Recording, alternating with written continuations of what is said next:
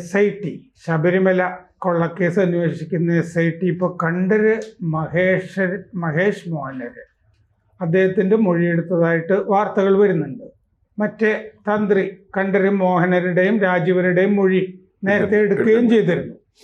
കഴിഞ്ഞ ദിവസം ഹൈക്കോടതിയിൽ നിന്നൊരു വിധി വന്നിരുന്നു. അത് ശരിക്കും കേട്ടാൽ തന്നെ ഇതേപ്പറ്റിയൊക്കെ വിശദമായ വിവരമില്ലാത്തവർ ഞെട്ടിപ്പോകുന്നതാണ്. അവിടെ തന്ത്രി മേൽശാന്തി അവരുടെ മുറികളിൽ നിന്ന് ഉൾക്കഴകം മുറികളിൽ നിന്നൊക്കെ നെയ്യ് വിറ്റിരുന്നു. അത് ഇനി ബോർഡ് വിറ്റാൽ മതി.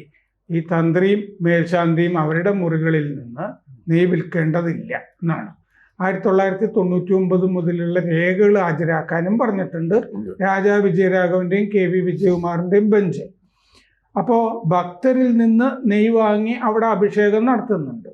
അവിടെ അഭിഷേകം നടത്തുന്നുണ്ടെങ്കിലും മുമ്പ് മഹേശ്വരയുടെ കാലത്ത് വിഗ്രഹത്തിൻ്റെ അടിയിൽ നിന്നൊരു പൈപ്പ് ഇട്ടിട്ട് ഈ നെയ്യ് പൈപ്പിൽ കൊണ്ടുപോയി ശേഖരിക്കാനായിട്ട് വിഗ്രഹത്തിൻ്റെ അടിയിൽ പൈപ്പ് വെക്കുക എന്നൊക്കെ പറഞ്ഞാലേ എന്തൊക്കെ വൃത്തികേടാണ് ചെയ്യുന്നത് അവിടെ.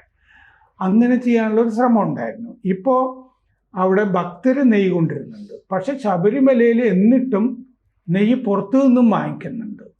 ഒരുപാട് തരികിടകൾ നടക്കുന്നു. അപ്പോൾ ആടിയ നെയ്യ് അല്ലേ, ഇതും 100 രൂപയ്ക്ക് വിൽക്കുന്നുണ്ട് ഈ തന്ത്രിയുടെ മേൽശാന്തിയുടെ മുറിയിൽ നിന്ന് എന്ന് ഹൈക്കോടതി നിയോഗിച്ച സ്പെഷ്യൽ കമ്മീഷണർ ജയകൃഷ്ണൻ റിപ്പോർട്ട് ചെയ്തിട്ടുണ്ട്. അപ്പോൾ ആടിയ നെയ്യ് ബോർഡ് ഇനി വിൽപ്പന നടത്തിയാൽ മതി. ഇവർ തന്ത്രിയുടെയും മേൽശാന്തിയുടെയും ഉൾക്കഴകത്തിൻ്റെയൊക്കെ മുറിയിൽ പാക്ക് ചെയ്ത് വിൽക്കാൻ വെച്ചതൊക്കെ തിരിച്ച് ബോർഡിനെ തന്നെ ഏൽപ്പിക്കണം എന്ന് പറഞ്ഞിട്ടുണ്ട്. ഇനി ടിക്കറ്റ് എടുത്തിട്ടുള്ള നെയ്യഭിഷേകം മതി എന്ന്. അതായത് സമാന്തരമായ ഒരു കൊള്ള സംവിധാനം ശബരിമലയിൽ എന്നും നിലനിന്നിരുന്നു എന്നല്ലേ പറയുന്നത്. ഒരു സംശയമില്ല. പണ്ട് ചാക്യാർകൂത്തിൽ പുരുഷാർത്ഥ കൂത്ത് എന്നൊരു സംഗതിയുണ്ട്. ചാക്യാർ ഇങ്ങനെ കഥ പറയുന്നതാണ്. അതിലൊരു ഭാഗത്ത് പറയുന്നുണ്ട്, അമ്പലത്തിനകത്ത് നിന്നാണ് പറയണമെന്ന് ആലോചിക്കണം, എത്ര കൊല്ലം മുമ്പാന്ന് ആലോചിക്കണം. ശാന്തിക്കാരൻ അകത്ത് കയറിയാൽ ഓവിലൂടെ ആണെങ്കിലും ഭഗവാൻ പുറത്തേക്ക് പോകുന്ന, ഓവിലൂടെ ഭഗവാൻ പുറത്തേക്ക് പോകുന്നു. ഞാൻ പറഞ്ഞതല്ല, എൻ്റെ അച്ഛൻ ശാന്തിക്കാരനായിരുന്നു, ഞാൻ ശാന്തിക്കാരനായിരുന്നു, അല്ലാന്ന് പറയുന്നില്ല. അങ്ങനെയുള്ളൊരു അവസ്ഥ എവിടെയൊക്കെ വ്യാപാരവൽക്കരണം നടന്നിട്ടുണ്ടോ, ദൈവത്തിൻ്റെ വിശ്വാസത്തിൻ്റെ വ്യാപാരവൽക്കരണം നടന്നിട്ടുണ്ടോ, അവിടെയൊക്കെ ഈ കൊള്ള നടന്നിട്ടുണ്ട്. കാരണം വ്യാപാരത്തിന് പിന്നെ അതിന് മുഖമൊന്നുമില്ലല്ലോ. എനിക്ക് ലാഭം കിട്ടുക എന്നുള്ളതല്ലേ എൻ്റെ വ്യാപാരം. കാശ് കൊടുത്ത് ശബരിമലയിൽ ശാന്തിക്കാരനും കഴക അല്ലെങ്കിൽ കീഴ്ശാന്തിയൊക്കെ ആവാൻ തീരുമാനിക്കുന്ന കാലം മുതൽ ഇത് തന്നെയാണ് സംഭവിക്കുന്നത്. കാരണം ഇപ്പോൾ ഞാൻ 50 ലക്ഷം രൂപ കൊടുത്ത് ശബരിമല മേൽശാന്തി ആവുന്നത് ശബരിമല നന്നാക്കാനോ എൻ്റെ വിശ്വാസം കൊണ്ടോ അല്ലല്ലോ. അതിൽ നിന്നൊരു 10 ഇരട്ടിയെങ്കിലും എനിക്ക് തിരിച്ചു പിടിക്കാനല്ലേ. അപ്പം തിരിച്ചു പിടിക്കാനുള്ള എല്ലാ മാർഗങ്ങളും ആ ശാന്തിക്കാർ നോക്കും എന്നുള്ളതിന് ഒരു തർക്കവും വേണ്ട. ആർക്കാ ബുദ്ധിയുള്ളവർക്ക് മനസ്സിലാവില്ല അത്. കാരണം ഞാൻ വെറുതെ 50 ലക്ഷം രൂപ എടുത്ത് ശാന്തിയാവും, അല്ലെങ്കിൽ 25 ലക്ഷം രൂപ എടുത്ത് കീഴ്ശാന്തിയാവും, ചാവേണ്ട കാര്യമല്ലോ. ഇതേതമ്പലത്തിലും ഈ വിശ്വാസം വിൽപ്പനയ്ക്കുള്ള ഏതമ്പലത്തിലും ഇതാണ്. ആളുകളെ സംബന്ധിച്ചിടത്തോളം വിശ്വാസമാണ് പ്രധാനം.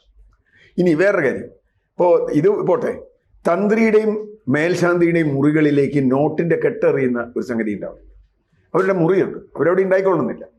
അവരുടെ മുറികളിലേക്ക് ആളുകൾ കൊണ്ട് നോട്ടിൻ്റെ കെട്ടെറിയും. നമ്മൾ ഈ ഭണ്ഡാരത്തിൽ ഇടുന്നതിന് പകരം.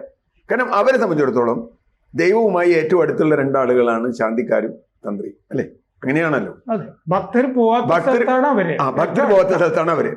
അതുകൊണ്ട് അതൊരു വലിയ വിശ്വാസമാണ്. ഇപ്പൊ നമ്മൾ എന്തൊക്കെ പറഞ്ഞാലും ശരി, ശബരിമല മേൽശാന്തി ആവുന്നത് മേൽശാന്തി ആയിരിക്കാൻ ഒരു കൊല്ലം മാത്രമല്ല. ശബരിമല മേൽശാന്തി നിങ്ങളായാൽ പിന്നെയുള്ള അനേക വർഷങ്ങളിൽ നിങ്ങൾക്കത് കച്ചവടം. മുൻ ശബരിമല മേൽശാന്തി അത് പറഞ്ഞാൽ മതി. പൂജകൾക്ക് രാഷ്ട്രീയ നേതാക്കള്, ബിസിനസ്സുകാർ എല്ലാവരും ഉണ്ട്. അവർ പോയി അവർ പൂജയ്ക്ക് വിളിക്കും, അവിടെ കർമ്മം നടത്തും എന്ന് പറഞ്ഞാൽ വിശ്വാസത്തിൻ്റെ വ്യാപാരമാണ് ഇവിടെ നടക്കുന്നത്. ആ വ്യാപാരം ടൂറിസമായിട്ട് വരും. അത് സർക്കാരിന് കിട്ടണോ, ശാന്തിക്കാരന് കിട്ടണോ, ദേവസ്വം ബോർഡിന് കിട്ടണോ എന്നുള്ള ചോദ്യം മാത്രമേ ഉള്ളൂ. അതൊരു നൈതികമായ ചോദ്യമല്ല, നിയമപരമായ ചോദ്യമാണ്. പക്ഷെ ഒരു ഭക്തനെ സംബന്ധിച്ചിടത്തോളം അയാൾക്ക് ദേവസ്വം ബോർഡിൻ്റെ ക്യൂവിൽ നിന്ന് കിട്ടുന്ന നെയ്യോ അതിനേക്കാൾ പ്രധാനമാണ് മേൽശാന്തിയുടെ കയ്യിൽ നിന്ന് കിട്ടുന്ന നെയ്യ്, അല്ലേ? കാരണം എന്താ വെച്ചാൽ അത് കൂടുതൽ അടുത്തുനിന്ന് കിട്ടുന്നതാണെന്നുള്ള വിശ്വാസമാണ്. ഈ വിശ്വാസമാണ് നേരത്തെ രമേന്ദ്രൻ ചോദിച്ച ചോദ്യത്തിനുള്ള മറുപടി. കാരണം എനിക്ക് ക്യൂ നിന്ന് ബോട്ടിലാക്കി നെയ്യ് തന്നാൽ ആ നെയ്യ് അവിടെ അഭിഷേകം ചെയ്തതാണെന്ന് എനിക്ക് ഉറപ്പില്ല. മറ്റതല്ല, നിങ്ങൾ പറഞ്ഞ മാതിരി പൈപ്പ് വെച്ച് ദേവന്റെ ശരീരത്തിൽ നിന്ന് എനിക്ക് കിട്ടുന്നതാണ്. അതുകൊണ്ടാണ് ശബരിമലയിൽ സ്വർണ്ണപ്പാളിയോ അല്ലെങ്കിൽ മറ്റേ കഥകോ ഒക്കെ തന്നെ അതിൽ നിന്ന് കിട്ടിയ സ്വർണം എനിക്കൊരു ലോക്കറ്റാക്കി ഇട്ടാൽ തിരക്കേടില്ല എന്ന് തോന്നുന്നത്. ശബരിമലയിലെ പീഠത്തിലിടുന്ന സ്വർണം ഞാൻ പകരം തരാന്നേ. എനിക്ക് ആ സ്വർണം വളരെ പ്രധാനമാണ്, അല്ലേ? അങ്ങനെയല്ലേ അത് നമ്മൾ കാണുന്നത്. ഞാൻ പറഞ്ഞ ആ വിശ്വാസത്തിൻ്റെ ആ രീതി നമ്മൾ കാണണം. അതുകൊണ്ടാണ് നെയ്യായാലും അരവണയായാലും പ്രസാദമായാലും മേൽശാന്തി ഇടയുന്നു തന്ത്രിയുടെ അവിടെ നിന്ന് നേരിട്ട് കിട്ടുക എന്ന് പറയുന്നത് കൂടുതൽ വിശ്വാസ്യതയുള്ളതായി തോന്നുന്നത്. ഞാൻ ഭക്തരെയും കുറ്റം പറയില്ല, അവരെയും കുറ്റം പറയില്ല. കാരണം എന്താ വെച്ചാൽ ഇതൊരു വ്യാപാരമാണ്. അവിടെ ബോർഡിന് കാശ് ഉണ്ടാക്കാൻ വേണ്ടിയിട്ട് ബോർഡാണല്ലോ അതൊക്കെ നിയന്ത്രിക്കുന്നത്. അതിൻ്റെ ഇടയ്ക്ക് പാരലായിട്ടൊരു സിസ്റ്റം എങ്ങനെ അല്ല, പാരലൈസ് സിസ്റ്റം വരുമെന്നേ. പാരലൈസ് സിസ്റ്റം വരും. ഞാൻ പറഞ്ഞത് അതുകൊണ്ടല്ലേ ഈ പോറ്റി ഈ സ്വർണ്ണപ്പാളിയും സംഗതിയും കൊണ്ട് ബാംഗ്ലൂർ പോയി ജ്വല്ലറിയുടെ ഉദ്ഘാടനത്തിനും സിനിമാ നടന്മാരുടെ ഉദ്ഘാടനത്തിനും മഹേഷ് മോഹനര് പോയിട്ടുണ്ടല്ലോ. മഹേഷ് മോഹനര് പോയിട്ട് അത് പോകുന്നേ. ജ്വല്ലറി മഹേഷ് മോഹനര് മാത്രമല്ല, മുൻ മേൽശാന്തിമാരൊക്കെ ലിസ്റ്റ് എടുത്താൽ പോയിട്ടുണ്ടാവും. ഇപ്പൊ കഴിഞ്ഞ വർഷത്തെ ശബരിമല മേൽശാന്തി, അതിന് മുമ്പിലത്തെ വർഷത്തെ ശബരിമല മേൽശാന്തി പോവും. കാരണം അയാളെ വിളിക്കും. അയാളെ വിളിച്ചു കഴിഞ്ഞാൽ അയാൾ ചെല്ലും. തന്ത്രി കുടുംബത്തിൽ നിന്ന് ഒരാൾ ചെല്ലും എന്ന് പറഞ്ഞാൽ ഇത് വളരെ ലളിതമായൊരു കാര്യമാണ്. കാരണം ഇതിൻ്റെ പല മുഖത്ത് കച്ചവടം നടക്കുന്നുണ്ട്. ദേവസ്വം ബോർഡ് നിയമപരമായി, അവിടെയാണ് പ്രശ്നം. ഹൈക്കോടതി നിയമപരമായി ഇടപെട്ടത്. അത് നിയമമാണ്, വിശ്വാസപരമായിട്ടല്ല. നിയമപരമായി ഇതിൻ്റെ നടത്തിപ്പുകാർ ഇവരാണ്. റെസീറ്റ് വെച്ചിട്ടാണ് നിങ്ങൾ നെയ്യഭിഷേകം നടത്തുന്നത്. റെസീറ്റ് വെച്ചിട്ടാണ് നിങ്ങൾ അരവണ കൊടുക്കുന്നത്. റെസീറ്റ് വെച്ചിട്ടാണ് നിങ്ങൾ പുഷ്പാഞ്ജലി കൊടുക്കുന്നത്. നിങ്ങൾ മുമ്പിൽ വലിയ ഇത് വെച്ചിട്ടുണ്ട്, തോണി വെച്ചിട്ടുണ്ട്, പൈസ ഇടാൻ. ആ പൈസ താഴെ ബോർഡ് അളക്കുന്നുണ്ട്. ഞാൻ അതിൽ വല്ല തട്ടിപ്പുണ്ടോ അത് വേറെ. ഇത് ഈ രാജീവര് ഒരു വർഷം തന്ത്രിയാണെങ്കിൽ മഹേഷ് മോഹൻ മാറി മാറി വരും. രണ്ട് താവഴിയാണത്. അതായത് ഇപ്പോൾ ഇവരുടെ മുത്തച്ഛൻ, അച്ഛൻ എന്ന് പറഞ്ഞാൽ അവര് ഒക്കെയാണ് ഒരാളുണ്ടായിരുന്നത്. അത് കഴിഞ്ഞപ്പോൾ 2 മക്കളായപ്പോൾ അത് തർക്കങ്ങളാണ്. 2 താവഴിക്കാണ് ഓരോ വർഷവും ഇത് വരിക, തന്ത്രം വരിക. അപ്പോൾ മോഹനരുടെ താവഴി ഒന്ന്, രാജീവരുടെ താവഴി ഒന്ന്. രാജീവരുടെ താവഴിക്ക് കിട്ടുന്ന വർഷം മോഹനരുണ്ടാവില്ല. മോഹനരുടെ താവഴിക്ക് കിട്ടുന്ന വർഷം മറ്റേ ശോഭാ ജോൺ സംഭവത്തിന് ശേഷം മോഹനർക്ക് അവിടെ പ്രവേശനം ഇല്ല. പക്ഷെ അതിന് മോഹനരുടെ മകൻ കണ്ടര് മഹേശ്വരൻ മോഹനര്, ഈ മോഹനരുടെ മകനെയാണ് ഇപ്പൊ ചോദ്യം ചെയ്യണം. മോഹനര് ഇപ്പൊ ചെയ്യുന്നില്ലല്ലോ, മോഹനര് കഥയിലില്ലല്ലോ. അപ്പൊ അതുകൊണ്ട് മോഹനരുടെ മകൻ, അത് പാരമ്പര്യം എങ്ങനെയാണല്ലോ. നമ്മുടെ ഈ ബ്രാഹ്മണിക്കൽ സിസ്റ്റം നിലനിൽക്കുന്ന അങ്ങനെയല്ലേ. ഈ തന്ത്രി, ആ തന്ത്രിയുടെ മകൻ, ആ തന്ത്രിയുടെ മകൻ, രാജകുടുംബ അവകാശം പോലെ തന്നെയാണ് നിൽക്കുന്നത്. ആ അർത്ഥത്തിൽ അത് തന്നെയാണ് വിശ്വാസം. ഞാൻ പറഞ്ഞു അങ്ങനെയാണല്ലോ അത് വിശ്വാസം നമ്മൾ പറയണേ. അതിലാണല്ലോ, ആ കുടുംബത്തിലാണല്ലോ. ആ കുടുംബത്തിൽ ഇപ്പോൾ ഞാൻ പറഞ്ഞ മറ്റേ മോഹനര് അങ്ങനെ പോയിച്ചാലും കുടുംബത്തിലെ വിശ്വാസം നമുക്ക് തകർന്നിട്ടില്ല. അപ്പോൾ അതുപോട്ടെ. അപ്പോൾ പ്രശ്നം എന്താ വെച്ചാൽ, ഞാനതിൻ്റെ വ്യക്തിപരമായ കാര്യങ്ങൾക്കൊന്നും എനിക്ക് താല്പര്യമില്ല. കാരണം ഓരോരുത്തരുടെ ഇവിടെ പ്രശ്നം എന്താ, ഈ വ്യാപാരം ഞാൻ നടത്തണോ ബോർഡ് നടത്തണോ? ബോർഡ് നടത്തണം എന്നാണ് നിയമം. പാരലൽ വ്യാപാരം തന്ത്രിയും മേൽശാന്തിയും നടത്തുന്നു. ഈ തന്ത്രിയും മേൽശാന്തിയുടെ കൂടെ ഒരു വലിയ സംഘം നമ്പൂതിരിമാരുണ്ടാവും, പിന്നെ പോറ്റിമാരും നമ്പൂതിരിമാരും ഉണ്ടാവും. എന്തിനാ വെച്ചാൽ ഇയാളെ കാശ് വാരി കൂട്ടാനാണ്. ഈ കിട്ടുന്ന വരുമാനം പല സ്ഥലത്തു നിന്നാണ്. ഇപ്പം ഇവരാണ് ഇതിൻ്റെ ഏജന്റുമാർ. ഇവർ പോയി പറയും മേൽശാന്തിയുടെ എന്ന് പ്രസാദം വാങ്ങിത്തരാം, മേൽശാന്തിയുടെ അവിടെ വന്നാൽ നേരിട്ട് കാണാം, മേൽശാന്തിയെ നേരിട്ട് കാലും തൊടാം. ഇങ്ങനെയൊക്കെ പറഞ്ഞ് ഈ സംഗതികൾ മേൽശാന്തിയുടെ ഏജന്റുമാരായ കുറേ ആളുകളുണ്ട്. ഈ പോറ്റിയൊക്കെ അങ്ങനെ പോയ ആളാണ്. ഒരു ഘട്ടത്തിൽ പോറ്റിയൊക്കെ അങ്ങനെ പോയ ആളാണ്. അവിടെ പോയിട്ട് ഈ ശാന്തി ഉപശാന്തിയൊക്കെ ആയിട്ട് കൂടിയ ആളാണ്. അപ്പോൾ അങ്ങനെയുള്ള ഒരു വലിയ സംഘത്തിൻ്റെ കീഴിലാണ്. കാരണം മേൽശാന്തി ഞാൻ പറഞ്ഞില്ലേ 50 ലക്ഷം രൂപ മുടക്കിയാണ് തിരിച്ചു പിടിക്കണ്ടേ. പക്ഷേ തിരിച്ചു പിടിക്കുക എവിടെ നിന്നാണ്? ഒറ്റയ്ക്കാൾക്ക് നല്ല എല്ലാവരും കൊണ്ടുവരും. അപ്പോൾ ഈ ഒരു നെറ്റ്വർക്ക് അവരുണ്ടാക്കും, തന്ത്രിക്കുണ്ട്. ആ നെറ്റ്വർക്കിൻ്റെ ഭാഗമായിട്ടാണ് ഈ പാരലൽ കച്ചവടം നടന്നത്. ഹൈക്കോടതി പറഞ്ഞത് ശരിയാണ്. ഇപ്പം നെയ്യിൻ്റെ ഡപ്പകൾ മേൽശാന്തിയുടെ റൂമിൽ നിന്ന് പിടിക്കുന്നു, തന്ത്രിയുടെ റൂമിൽ നിന്ന് പിടിക്കുന്നു. അങ്ങനെ കൊടുക്കാമോ? നിയമപരമായി കൊടുക്കാൻ പാടില്ല. ഇനിയിപ്പോൾ നിങ്ങൾ എങ്ങനെ നിയന്ത്രിച്ചാലും ഞാൻ പറയുന്നു ആ കച്ചവടം വേറെ രീതിയിൽ നടക്കും. വേറെ രീതിയിൽ നടക്കും. അതിന് കാരണം വിശ്വാസമാണ് കച്ചവടം.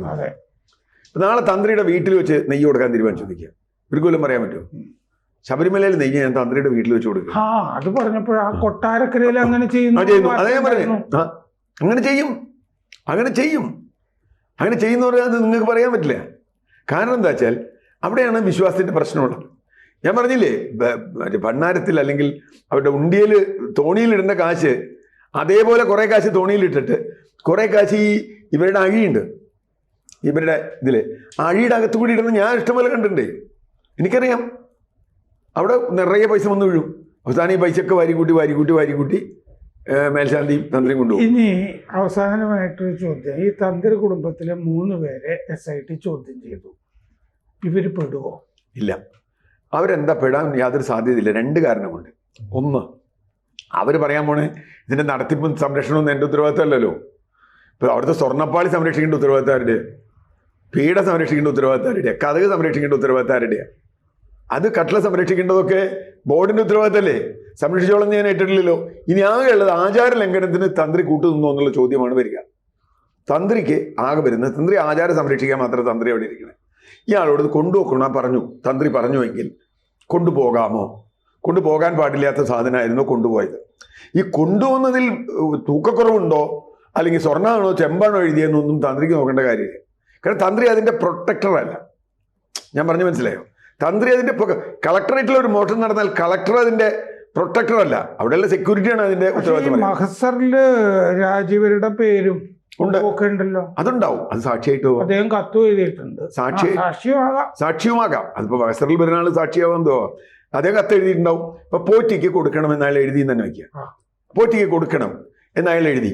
പോറ്റിക്ക് കൊടുക്കണം എന്ന് അയാൾ എഴുതിയാൽ അത് ആചാരപ്രകാരം അല്ലല്ലോ. അതല്ല, അല്ല, അപ്പൊ ആചാരം മാത്രല്ല. അല്ല, അങ്ങനെ ചെയ്തിട്ടുണ്ടെങ്കിൽ അയാൾക്ക് കുറ്റമുണ്ട്. ഉണ്ട്.